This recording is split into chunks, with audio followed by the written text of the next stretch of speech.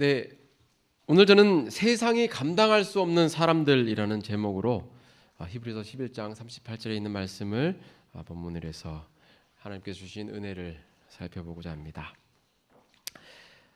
히브리서 11장 38절입니다. 함께 읽겠습니다. 시작. 이런 사람은 세상이 감당하지 못하느니라. 그들이 광야와 산과 동굴과 토굴에 유리하였느니라. 제가 새벽 기도할 때 이 말씀을 읽으면서 이 세상이 감당하지 못하느니라라는 이 말씀에 마음이 멈췄습니다. 어떻게 하면 세상이 감당하지 못할 사람이 될 수 있을까? 하나님은 세상에서 높이는 영웅을 인정하지 않습니다. 하나님만이 영광을 받으실 분이시기 때문입니다. 하지만 믿음의 세계에서는 믿음의 영웅들을 세워주십니다. 그 내용이 히브리서 11장에 기록이 되어 있는데요.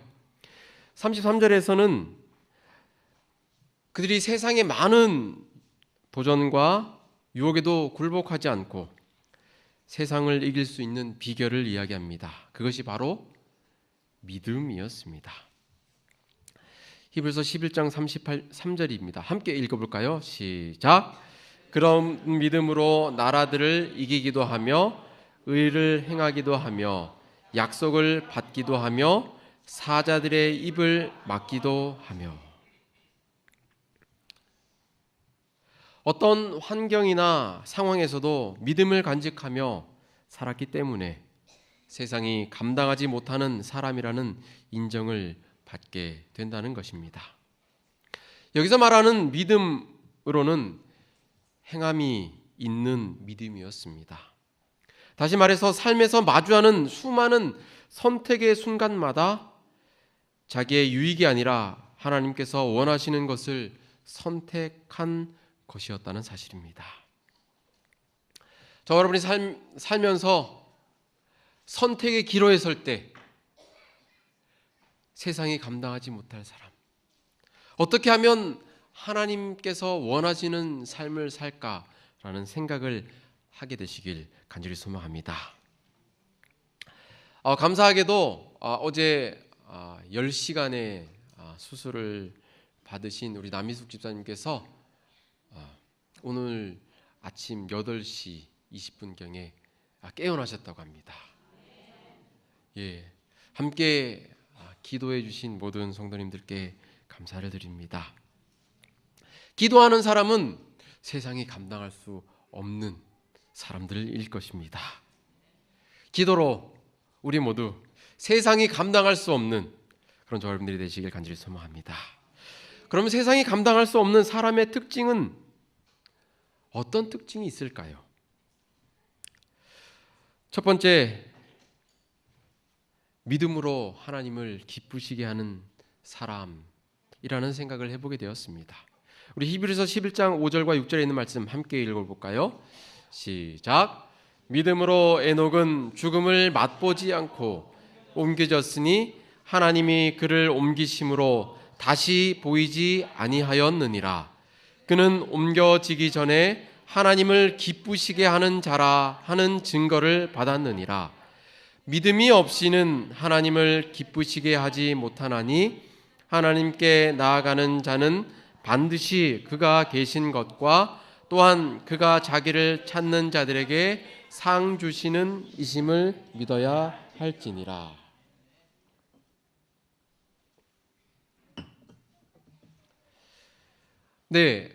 하나님을 기쁘게 하는 사람, 믿음으로 하나님을 기쁘게 하는 사람은 세상이 감당할 수 없는 사람일 것입니다. 실물교훈 332쪽에는 이렇게 말씀하십니다. 주의 영광을 위하여 또한 품성의 아름다움을 닦기 위하여 대망을 품으라. 그대가 품성을 닦는 모든 면에 있어서 하나님을 기쁘시게 하라. 저 여러분의 삶이 모든 면에서, 모든 품성에서 하나님을 기쁘시게 하는 삶이 되시길, 사람이 되시길, 성도가 되시길 간절히 소망합니다. 성경에 보면 하나님을 기쁘시게 하라라고 말씀하면서 하나님을 기쁘시게 할 수 없는 사람들에 대해서 설명하고 있습니다. 로마서 8장 8절에 보면 이렇게 말씀하십니다. 함께 읽겠습니다. 시작. 육신에 있는 자들은 하나님을 기쁘시게 할 수 없느니라.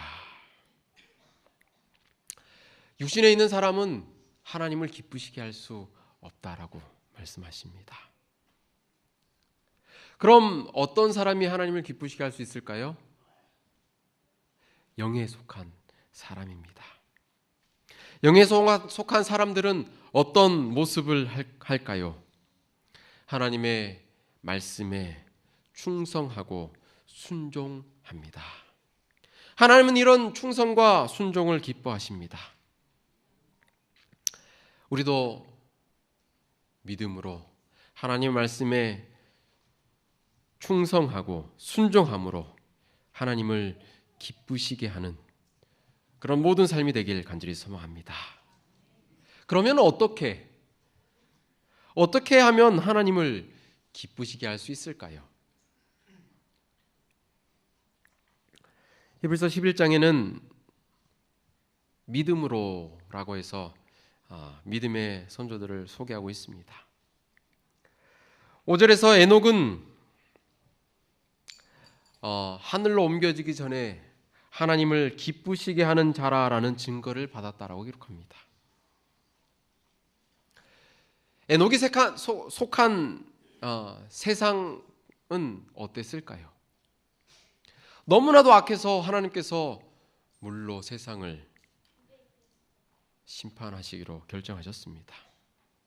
그런 상황 가운데 있는 에녹은 세상에 속한 사람들에게 경고하고 간청하고 탄원하면서 복수의 심판을 멈추려고 노력하였습니다. 그의 삶에 대해서 부자 선지자 87쪽은 이렇게 기록합니다. 그의 생각과 마음은 하늘에 있었으며 그의 대화는 하늘에 관한 것이었다. 이 세상의 사악함이 많으면 많을수록 하나님의 집을 사모하는 그의 마음은 더욱 열렬하였다. 지상에 살면서도 에녹은 우리 빨간 글씨 함께 읽겠습니다. 시작. 믿음으로 빛의 영역에서 살았다. 비록 이 땅에 살았지만 그는 하늘에 속한 사람이었습니다. 비록 이 땅에 살았지만 그의 생각과 모든 것은 하늘에 고정되어 있었습니다.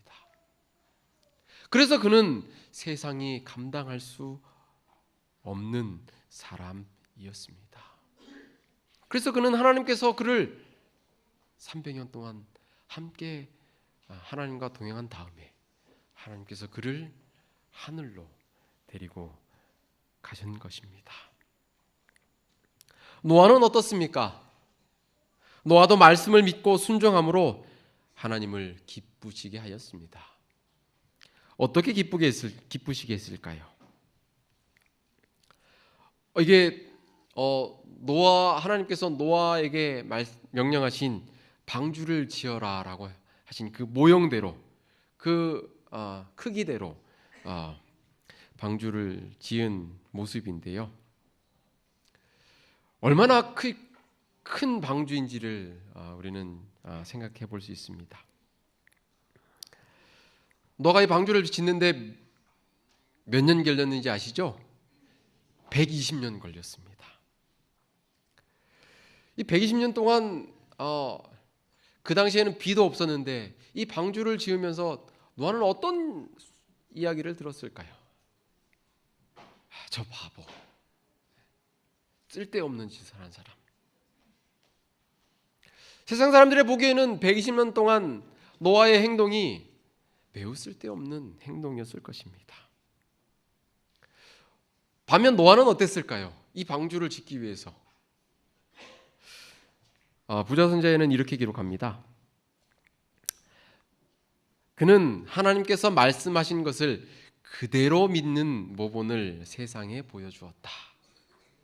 그가 소유했던 모든 것을 그는 방주를 짓는데 바쳤다. 노아가 이 방주를 짓는데 자신의 모든 것을 바쳤다는 사실입니다.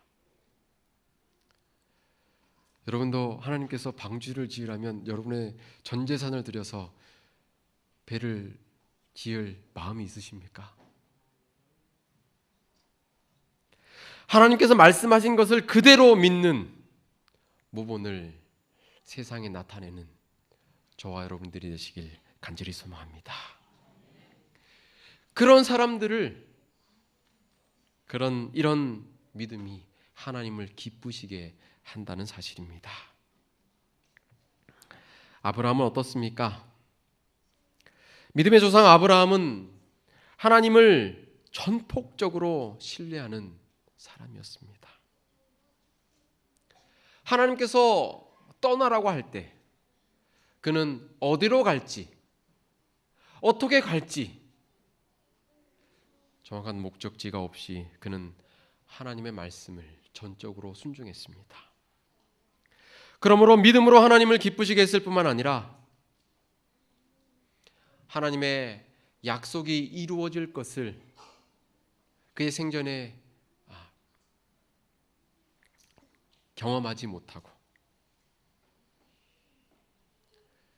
그는 하나님의 말씀에 순종하였습니다. 100세 여든 내 생명보다 더 소중한 아들 이삭을 하나님께서 제물로 바치라고 하셨을 때 아무런 변명을 하지 않고 순종했습니다. 하나님의 말씀에 순종하는 삶, 그것이 하나님을 기쁘시게 하는 삶임을 기억하시게 되길 간절히 소망합니다. 공자가 이렇게 제자들에게 질문을 했습니다. 이 짧은 인생에서 사람을 가장 만족시키는 일이 무엇이겠느냐? 그러자 이 수제자인 안현을 비롯한 여러 제자들이 각자 한 가지씩을 이야기하였습니다. 건강이 최고일 줄 아랍니다. 또 다른 제자가 이야기합니다. 아닙니다. 어진 친구가 진짜 재산입니다. 또 다른 제자가 이야기합니다. 화목한 가정이 우선입니다. 한참을 듣던 공자는 고개를 저으며 이렇게 이야기를 합니다. 나의 가르침을 받으면서도 세상 사람들과 같은 생각밖에 못하는구나. 사람을 가장 만족시키는 것은 내가 가르친 사람이 가르친 그대로 행하며 사는 것을 보는 일이다. 먼저 가르칠 수 있는 사람이 되고 다른 사람이 기꺼이 따르고자 하는 사람이 되어야 한다라고 그렇게 제자들에게 이야기를 했다고 합니다. 하나님을 가장 기쁘시게 하는 삶은 하나님께서 가르친 대로 그대로 행하며 사는 삶이라는 사실을 잊지 않게 되시길 간절히 소망합니다. 하나님을 기쁘시게 하는 삶이 세상이 감당할 수 없는 사람이라는 사실을 꼭 기억하시면서 우리 모두 하나님을 기쁘시게 함으로 세상이 감당할 수 없는 그런 우리 모든 하늘 성도들이 되시길 간절히 소망합니다. 골로새서 1장 10절에는 이렇게 말씀하십니다. 함께 읽어볼까요? 시작. 주께 합당하게 행하여 범사에 기쁘시게 하고 모든 선한 일에 열매를 맺게 하시며 하나님을 아는 것에 자라게 하시고.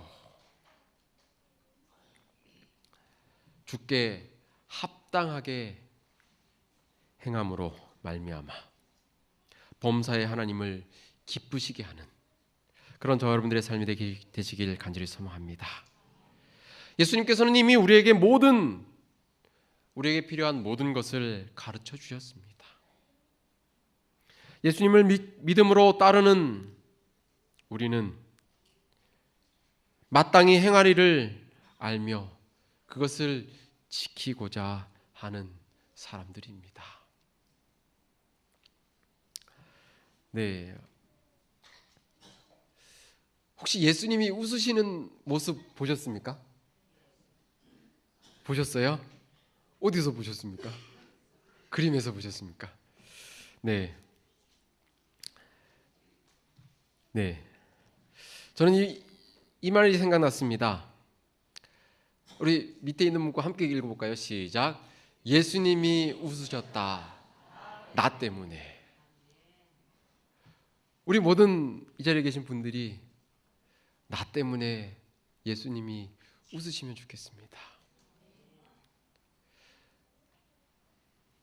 말씀에 순종함으로 하나님을 기쁘시게 하고 예수님이 웃을 수 있는 그런 우리 모두가 되시길 간절히 소망합니다. 두 번째로 세상이 감당할 수 없는 사람들은 죽을 각오로 사는 사람들입니다. 히브리서 11장 35절로 37절에 있는 말씀 함께 읽어보겠습니다. 시작. 여자들은 자기의 죽은 자들을 부활로 받아들이기도 하며 또 어떤 이들은 더 좋은 부활을 얻고자 하여 심한 고문을 받되 구차히 풀려나기를 원하지 아니하였으며 또 어떤 이들은 조롱과 채찍질 뿐 아니라 결박과 옥에 갇히는 시련도 받았으며 돌로 치는 것과 토불로 켜는 것과 시험과 칼로 죽임을 당하고 양과 염소의 가죽을 입고 유리하여 궁핍과 환난과 확대를 받았으니. 세상이 감당할 수 없는 사람들의 두 번째 특징은 죽음을 두려워하지 않는 사람입니다. 수많은 핍박과 죽음 가운데서도 폭력이나 물리적인 저항으로 맞서지 않고 하나님과 예수님의 말씀에 순종함으로 고난당하는 죽은 거룩한 믿음으로 나아간 사람들이 있었습니다. 돌로 죽임을 당한 스데반,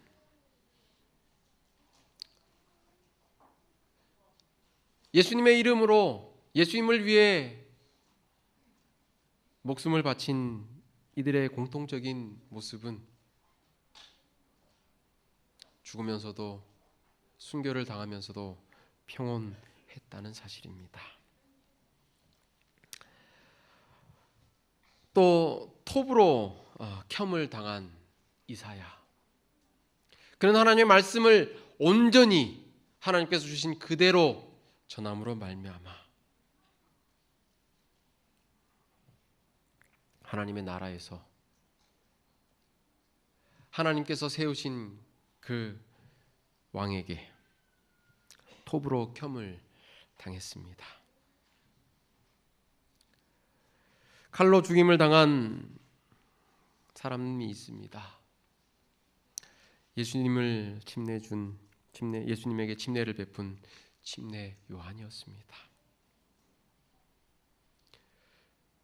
또한 예수님의 제자 야고보도 칼로 목 베어 죽임을 당하였습니다. 바울은 어떻습니까?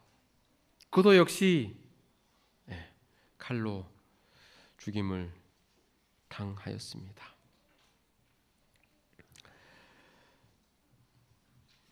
바울이 이렇게 이야기했습니다. 사도행전 21장 13절입니다. 바울이 대답하되 여러분이 어찌하여 울어 내 마음을 상하게 하느냐? 나는 주 예수의 이름을 위하여 결박 당할 뿐 아니라 예루살렘에서 죽을 것도 각오하였노라 하니.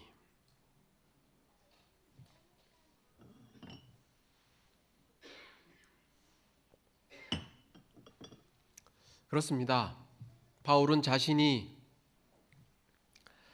로마로 압송되면서 자신이 죽을 것을 알았습니다.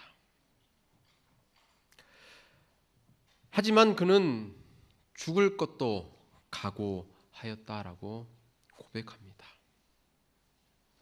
그의 각오로 말미암아 그의 소원이었던, 그의 기도였던 로마의 황제 앞에서 예수님을 증거하는 그 기도를 이룰 수 있게 되었습니다. 이러한 믿음의 선조들은 비록 순교하였지만 세상이 감당할 수 없는 사람들이라고 하나님께서 칭찬하셨습니다. 우리도 세상이 감당할 수 없는 사람들이라는 칭찬을 받게 되시길 간절히 소망합니다. 지금은 정말 평안하고 안전한 때입니다. 사단이 핍박을 해보니 세상이 감당할 수 없는 사람들이 자꾸 생겨나는 것입니다. 목숨을 바치면서까지 얼마나 많은 믿음을 간직해온 사람들이 있습니까? 각시대 대쟁투에는 왈덴시인들에 대해서 기록하고 있습니다. 그들은 토굴에 살면서 성경을 정성스럽게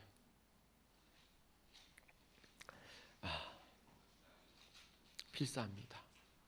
그리고 그것을 소매 속에, 옷깃 속에 감춰놓은 다음에 마을로 내려갑니다. 그리고 사람들을 만나서 목숨을 걸고 그들에게 하나님을, 예수님을 증거하였습니다.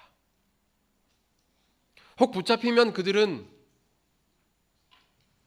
사지가 찢기고 사자들의 밥이 되고 모진 고문을 받고 순교를 하였습니다.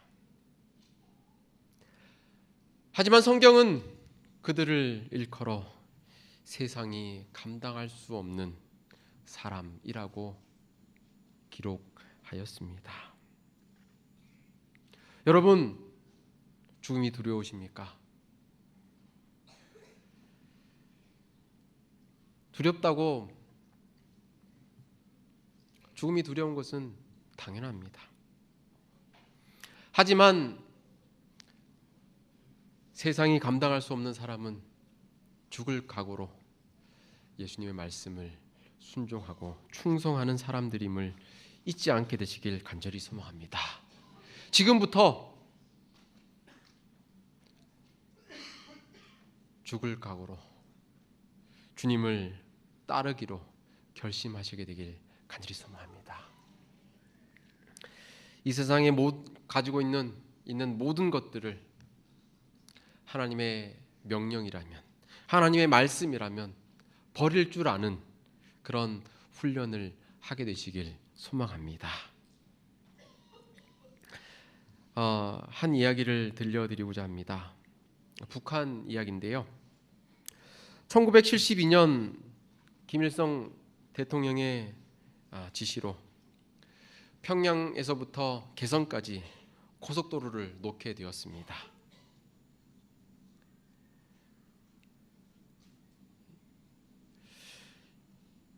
고속도로를 놓기 위해 산을 깎고 터널을 뚫고 길을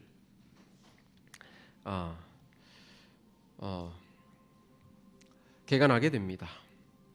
불도저로 땅을 파다가 큰 굴을 발견하게 되었습니다. 그 굴은 그냥 굴이 아니라 누군가 사람이 만든 굴이었습니다. 뭐 이런 게 있어 하고 들어가 보니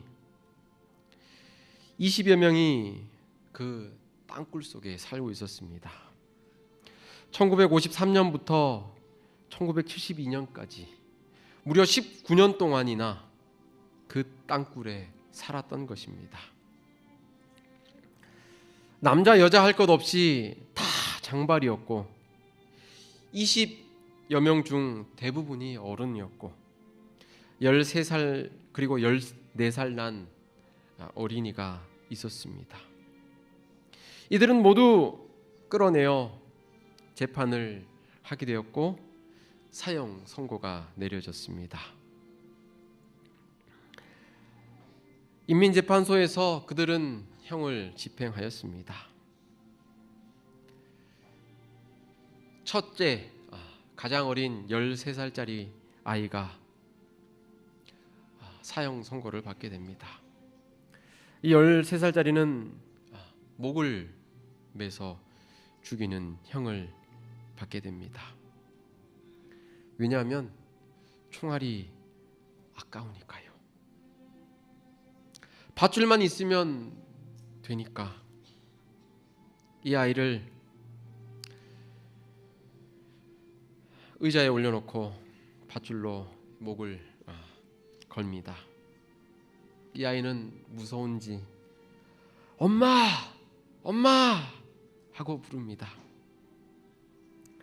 간수는 엄마를 불러줘! 라고 했습니다.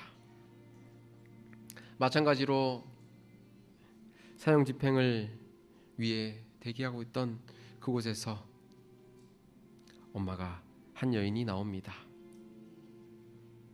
목에 밧줄이 걸린 채 수많은 사람들의 시선이 이 여인에게 고정이 됩니다. 아이는 엄마가 나오는 것을 보고 더 크게 외칩니다. 엄마! 엄마! 그런데 엄마가 아이에게 오면서 이렇게 이야기를 합니다.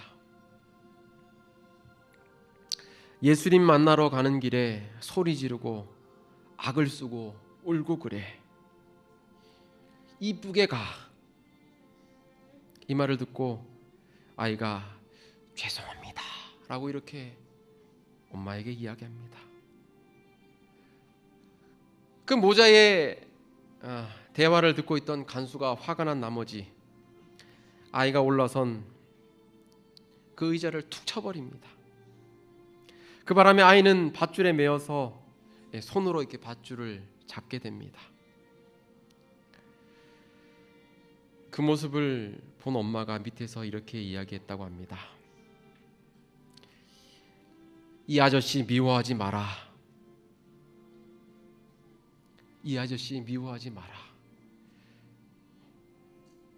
이 아저씨 미워하지 마라는 말을 듣고 그 아들은 네 하고 줄을 잡고 있던 손을 뒤로 해서 깍지를